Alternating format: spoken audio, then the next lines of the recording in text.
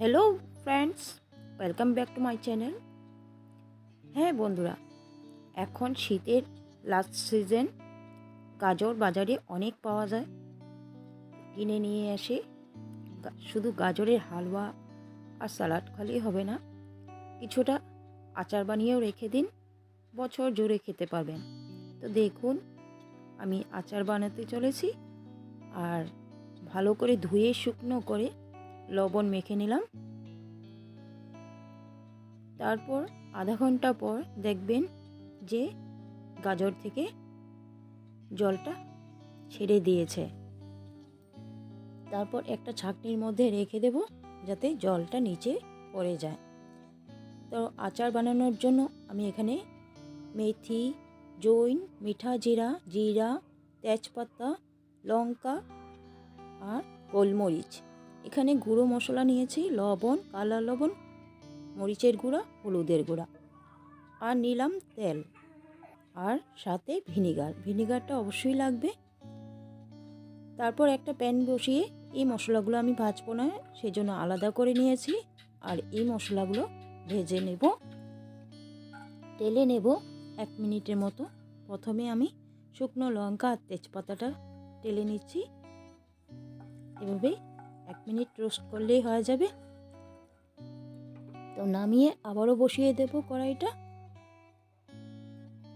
এই গোটা মশলাগুলো একবার টেলে নেব শুকনো কড়াইতে। 1-2 মিনিটের মতন ভাজলেই হয়ে যাবে। শুকনো সুন্দর একটা গন্ধ বেরিয়ে আসবে, তখনই নামিয়ে ঠান্ডা করতে দিয়ে দেব। আর এদিকে বসিয়ে দেব তেল। আমি সর্ষের ফরচুন রিফাইন্ড তেল নিয়েছি।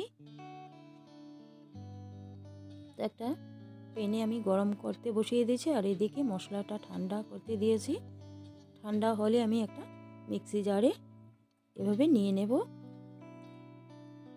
তো ফ্রেন্ডস, আমার ভিডিওগুলো যদি ভালো লাগে প্লিজ একটা লাইক, শেয়ার করবেন আর সাবস্ক্রাইব করবেন আমার চ্যানেলটা।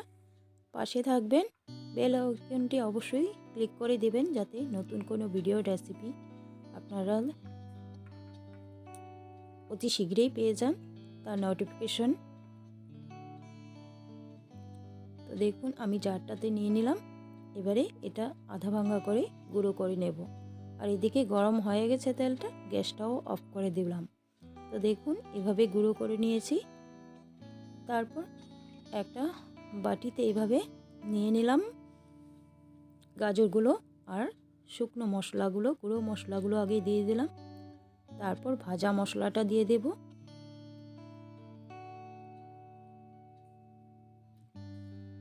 এবারে মিশিয়ে নেব গাজরের সাথে ভালো করে, চামচ দিয়ে মিশিয়ে নেব।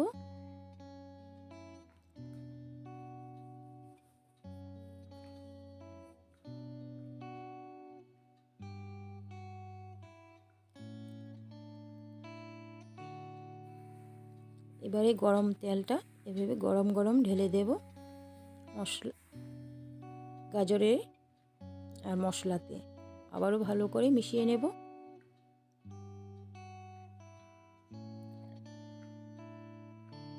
হালুয়া খেলে তো মিনিটের মধ্যেই শেষ হয়ে যাবে, স্যালাডও শেষ, কিন্তু আচারটা দীর্ঘদিন সংরক্ষণ করে রাখতে পারবেন। তবে এখানে এভাবে আমার টিপস মতো বানালে। তারপর আবারও গরম তেলটা দিয়ে দিলাম, পুরোটাই দিয়ে দিলাম, দিয়ে ভালো করে মিশিয়ে এবারে রেখে দেব। আর এবারে দিয়ে দেব ভিনিগার। এখানে 2-3 চামচের মতো ভিনিগার দিয়ে দিলেই হয়ে যাবে।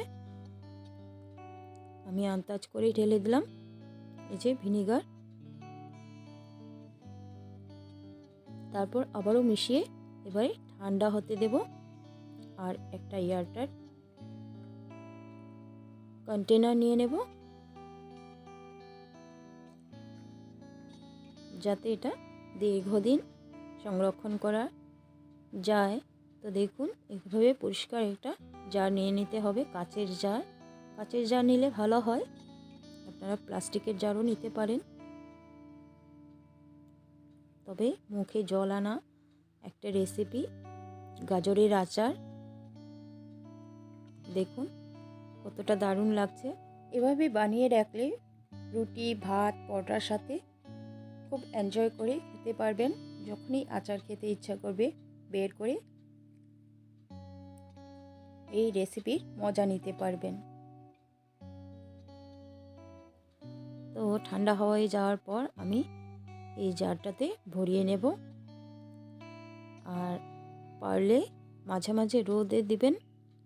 এটা ইনস্ট্যান্ট বানিয়েছি যার জন্য শক্ত থাকবে, আর রোদে দিলে কয়েকদিন পর পর ঝাঁকড়ে মিলিয়ে রোদে দিবেন, একেবারে সফট হয়ে যাবে।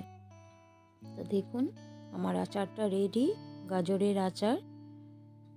ভালো লাগলে অবশ্যই লাইক শেয়ার করবেন, চ্যানেলটা সাবস্ক্রাইব করে পাশে থাকবেন।